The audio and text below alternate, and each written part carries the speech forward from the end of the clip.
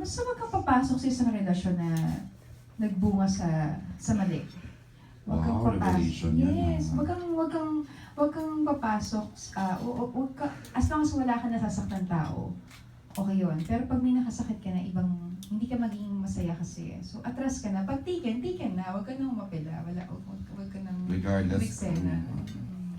Sam, Respeto sa relasyon lang po. Yun.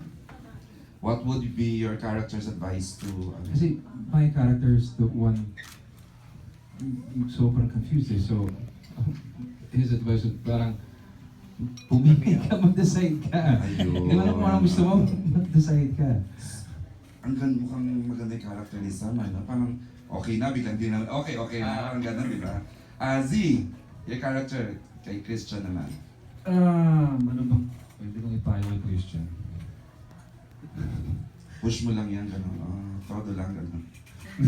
Ano siguro, minsan tingnan mo din yung paligid mo. Mas maging open ka, mas maging malawak yung pag-iintindi sa bawat bagay kasi hindi ka pwedeng straight lang eh. Yung paniniwala mo, ito na rin dapat yung paniwalaan ng iba. Hindi pwedeng gano'n. So dapat open ka sa lahat ng bagay dahil hindi lang naman ikaw nabubuhay sa mundo. Wow.